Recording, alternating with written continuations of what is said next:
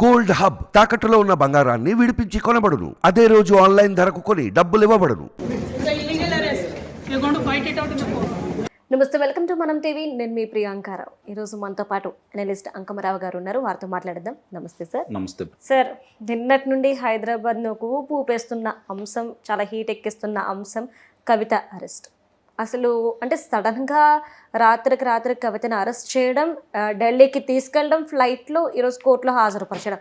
అంటే వీళ్ళు హైదరాబాద్కి వస్తున్నప్పుడే కవితను ఇక్కడ నుండి ఢిల్లీకి తీసుకెళ్ళడానికి అన్ని ఏర్పాట్లు చేసుకొని వచ్చారు అని చెప్పేసి అన్న టికెట్స్తో సైతం బుక్ చేసుకొని వచ్చారు అని. అసలు ఈ అరెస్ట్ని ఎలా చూడాలి అంటారు? నిస్సందేహంగా వాళ్ళు అంతా రెడీ చేసుకునే వచ్చారు. వాళ్ళు ఒక వ్యూహంతో రావటం కూడా జరిగింది. వాళ్ళకి తెలుసు గతంలోనే కొన్ని రాజకీయ ఒత్తిళ్ళ వల్ల ఆమె నిర్బంధంలో తీసుకోవడానికి ఆలస్యమైంది. ప్రస్తుతానికి ఇప్పుడున్న ఇప్పుడు అందరూ అనేది ఏంటంటే ఎన్నికల ముందు ఎందుకు చేశారు ఇది, ఎన్నికలతో దీనికి సంబంధం ఏంటో నాకు ఇప్పటికీ అర్థం కాలేదు. అంటే ఏ రాజకీయ పార్టీకి సంబంధించిన వాళ్ళనైనా ఇలా నిర్బంధంలో తీసుకోవాలన్నప్పుడు వాళ్ళ మీద ఉన్న అభియోగాలు నిరూపితమైనప్పుడు కూడా ఇంకా రాజకీయాల గురించి మాట్లాడుతున్నారంటే దాని అర్థం కావట్లా. ఇక దీనికి సంబంధించి చూసుకుంటా ఉంటే ఇది 100 కోట్ల రూపాయల కుంభకోణం అని చెప్పని ఇప్పుడు వరకు ప్రచారం జరుగుతూ ఉంది. దీనికి సంబంధించి ఢిల్లీ ఉప ముఖ్యమంత్రి గారిని కూడా అదుపులో తీసుకోవడం కూడా జరిగింది. మన రాష్ట్రానికి చెందిన విజయసాయిరెడ్డి గారి అల్లుడు తాలూకా, అలాగే రాఘవరెడ్డి అంటే మాగంట శ్రీనివాసరెడ్డి గారి యొక్క కొడుకు, వీళ్ళిద్దరి పేర్లు కూడా రావటం కూడా జరిగింది. ఇది 100 కోట్ల కుంభకోణం మాత్రమే చూస్తున్నారో తప్ప దీనికి ఉన్నటువంటి మూలాల గురించి పట్టించుకోవట్లేదు. అది కూడా బయటికి రావాలి. ఆయనేమో మామూలుగా నేరం ఒప్పుకున్నాడు ఆయన. మిగిలిన వాళ్ళ ఇప్పుడు ఆయన సంబంధించి ఉప ముఖ్యమంత్రి గారిని ఈరోజు వరకు కూడా ఆయన బయటికి తిరగట్లేదు. అవకాశం ఆయనకి ఇవ్వట్లేదు. రోజు రోజుకి ఆయన్ని చేస్తూనే ఉన్నారు. ఇవన్నీ చూసుకుంటా ఉంటే ఇప్పుడు జరుగుతున్న పరిణామాలన్నీ రాజకీయ కోణం ఉందనేది వాస్తవం. అందుట్లో ఎలాంటి సందేహం కూడా ఏం లేదు. కవిత గారి విషయాలకు వస్తే పోయినసారి ఎన్ని నాటకాలు ఆడారో చూస్తూనే ఉన్నాం. ఢిల్లీలో ఈరోజు నిర్బంధంలో తీసుకుంటారు, రేపు నిర్బంధంలో తీసుకుంటారని చెప్పని ఆమెను చివరికి వదిలిపెట్టడం కూడా జరిగింది. ఇన్ని రోజులకి ఆమె నిర్బంధంలో కూడా తీసుకున్నారు. అంటే ఇక్కడ కుట్ర కోణం ఉందా అనే దానికంటే కూడా దోషులకు శిక్ష వెయ్యాలా వద్దా, ఇది కదా చూసుకోవాల్సింది. ఇప్పుడు ఇవన్నీ ఎందుకంటే నిన్నటిదాకా ఎందుకు ఆగినాయి అంటే నాకు తెలిసినంత వరకు దీని మూలాలు ఆంధ్రప్రదేశ్లో ఉన్నాయి. ఆంధ్రప్రదేశ్ పరిపాలన చేసే వాళ్ళ సంబంధించిన వాళ్ళు కూడా దీంట్లో ఉన్నారనేది స్పష్టంగా అర్థమైపోతూ ఉంది. అసలు ఇక్కడ 100 కోట్ల గురించి చూసుకుంటున్నారు. ఆంధ్ర రాష్ట్రంలో జరుగుతున్న కుంభకోణం గురించి మద్యానికి సంబంధించి ఎవరు పెద్దగా పట్టించుకోవట్లేదు. దీన్ని తీవ్రమైన చర్యలు తీసుకున్న వీళ్ళు ఆంధ్ర రాష్ట్రంలో ఇప్పటి వరకు కూడా ఏ ఒక్క మందు షాపుల దగ్గర కూడా చూసుకుంటా ఉంటే ఎవరి దగ్గర కూడా డబ్బులు తప్ప చెక్కులు కానీ పేటిఎంలు కానీ ఫోన్పేలు కానీ లేవు. మరి దానికి లెక్క పత్రం ఏమన్నా ఉందా? దీనికి సంబంధించినంత వరకు దక్షిణాఫ్రికాలో గతంలో ఎవరైతే పనిచేసి లిక్కర్ బిజినెస్లో ఉండేవాళ్ళు వాళ్ళ ప్రమేయం కనపడతా ఉంది. వాళ్ళ మూలాలు ఆంధ్రాలో ఉన్నాయి. ఇప్పుడు జరుగుతున్నటువంటి మందుకు సంబంధించినంత వరకు వాళ్ళ ప్రమేయం కూడా కొంత ఉందని చెబుతున్నారు. అంటే ఆంధ్రాలో కూడా దీని గురించి చర్యలు తీసుకోవాలని చెప్పనైతే మనం కోరుకుంటున్నాం. ఇప్పుడు వరకు కవిత గారి గురించి చూసుకుంటున్నాం మనం, కానీ దాని మూలాల గురించి పట్టించుకోవట్లేదు కదా.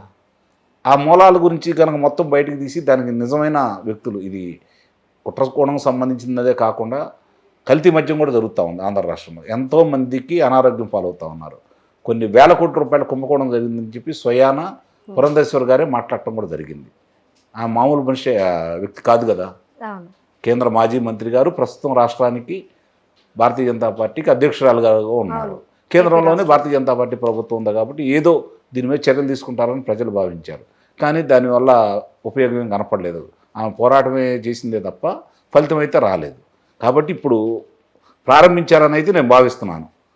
దానికి సంబంధించిన మూలాలు కూడా త్వరగానే బయటికి తీసేసి ఆంధ్ర రాష్ట్రంలో దానికి కారకులైన వాళ్ళందరినీ కూడా అదుపులోకి తీసుకుంటే వీళ్ళు చేసిన దానికి ఎంతో కొంత, అంటే పూర్తిగా మనం ఆమోదం జరపం, కానీ శిక్షలు పడేంత వరకు కూడా రాజకీయమా లేకపోతే నిజంగా చేస్తున్నారనేది కొంత పురోగతి సాధిస్తే కానీ మనం దాని గురించి విశ్లేషణ చేయలేము. అంటే ఇక్కడ కవిత చాలా వరకు తను వాడిన ఫోన్స్ అన్నిటినీ కూడాను పగలగొట్టేసి సాక్ష్యాలని మార్చేసింది, సాక్ష్యాలు లేకుండా చేసిందని ఒక ఆరోపణ అయితే వస్తుంది. ఇదే నేపథ్యంలో ఆవిడ బినామీ ఎవరైతే ఉన్నారో ఆయన అప్రూవల్గా మారిపోయారు. మరి ఈ నేపథ్యంలో కవితను అరెస్ట్ చేయడానికి గల కారణాలు కేవలం బినామీ అప్రూవల్గా మారిన తర్వాత ఆయన ఇచ్చిన స్టేట్మెంట్ ప్రకారమే అరెస్ట్ చేశారా, లేదంటే ఈడీకి ఇంకేమైనా సాక్ష్యాలు దొరికాయంటారా? వారు నేరం అంగీకరించి ఈ పాత్ర కూడా ఉందని చెప్పినందువల్లే వాళ్ళు ముందుకు నడుచుకుంటూ వచ్చారు. అట్లాగే 11 ఫోన్లు అంటే నెంబర్లు, ఫోన్లే కాకుండా నెంబర్లు కూడా మార్చారని చెప్పాను కదా అభియోగం. లేదు మా దగ్గర ఉన్నదని నేను మార్చలేదు, దాన్ని ధ్వంసం చేయలేదని చెప్పని ఆమె ఇచ్చింది. దానిలో ఆధారాలు దొరికి ఉండొచ్చు. ఎందుకంటే ఇప్పుడు గూగుల్ టేక్అవుట్ ద్వారా అసలు ఏం జరుగుతుందో కూడా తెలుసుకుంటున్నారు కాబట్టి వాళ్ళు చెప్పిన దాన్ని వీళ్ళు నమ్ముతారని అయితే మనం భావించాల్సిన అవసరం లేదు. ఈరోజు జరుగుతున్న దానికి అంటే మొన్న ఎన్నికల ముందే ఈ ప్రక్రియ జరుగుతుందని భావించారు. అంటే ఎన్నికల తర్వాత ఇప్పుడు చేశారు కాబట్టి మళ్ళీ ఎన్నికలు రాబోతున్న సమయంలో వాళ్ళే ఉంటున్నారు మా పార్టీని ఇబ్బంది పెట్టడం కోసం చేశారని చెప్పని బీఆర్ఎస్ వాళ్ళు అంటున్నారు. లేదు వాళ్ళిద్దరూ ఒకటే, మళ్ళీ బీఆర్ఎస్ నిలబెట్టడం కోసం చేస్తున్నారని చెప్పని కాంగ్రెస్ పార్టీ భావిస్తూ ఉంది. ఇట్లా ఒకళ్ళ మీద ఒకళ్ళు నిందారోపణ చేసుకుంటున్నారో తప్ప అసలు వాస్తవంగా ఇక్కడ నేరం జరిగిందా లేదా అనే గురించి ఎందుకు చర్చ చేయట్లేదు అనేది నా భావన. నేరం జరిగినప్పుడు వాళ్ళు ఎప్పుడు నీ నిర్బంధంలో తీసుకున్నా కూడా ఒకటే కదా. కాబట్టి అది నేరం జరిగిందా లేదా అనేది గురించి ఆలోచించకుండా రాజకీయంగా దీన్ని చూడటం అనేది మాత్రం చాలా దారుణమైన విషయం. ఇప్పుడు ఎవరైతే ఉన్నారో ఆయనే చెప్పాడు కదా ఈమె పాత్ర ఉందని చెప్పని, నేరం అయితే అంగీకరించడం కూడా జరిగింది కదా. ఆ అంగీకరించినప్పుడు సాక్ష్యాధారాల ప్రకారం వాళ్ళు వచ్చారని చెప్పి ఇప్పుడు చెబుతున్నారు. వీళ్ళు ఈమె ఆధారాలు ఉన్నాయని చెప్పి చెబుతున్నారు. న్యాయస్థానాల్లో నిరూపించుకోండి, వచ్చిన నష్టం అయితే ఉంది. దీన్ని రాజకీయం కోణంలో చూసుకోవడం అనేది దుర్మార్గం చర్య అని చెప్పని, అంటే అందరూ అట్లానే చేస్తున్నారు ఈరోజు, దాన్ని అదే కోణంలో చూడటం అనేది తప్పు అనేది నా భావన.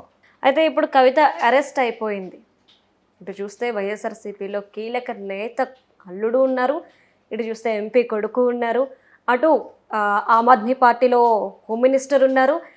వీళ్ళందరూ కాకుండా ఇంకెవరినైనా అరెస్ట్ చేసే అవకాశాలు కనిపిస్తున్నాయి నెక్స్ట్ కవిత తర్వాత. ఎందుకంటే నిన్న మనం కేటీఆర్ స్టేట్మెంట్ చూస్తే కనుక కవితని అరెస్ట్ ఎలా చేస్తారు, ఈడీ రాంగ్ స్టెప్ తీసుకుంది, కావాలనే కవితని అరెస్ట్ చేసింది అంటూ కూడా ఆయన కొన్ని ఆరోపణలు అనేవి చేశారు. సో ఈ నేపథ్యంలో నెక్స్ట్ టార్గెట్ ఎవరై ఉంటారు? నీ రాష్ట్రంలో ఉన్నటువంటి ఒక లోక్సభ సభ్యుడు రఘురామకృష్ణరాజు గారిని అన్యాయంగా అక్రమంగా తీసుకెళ్లారు కదా. ఆ రోజు ఇదే మాట మీరు ప్రశ్నించి ఉన్నట్టయితే బాగుండేది కదా కేటీఆర్ గారు.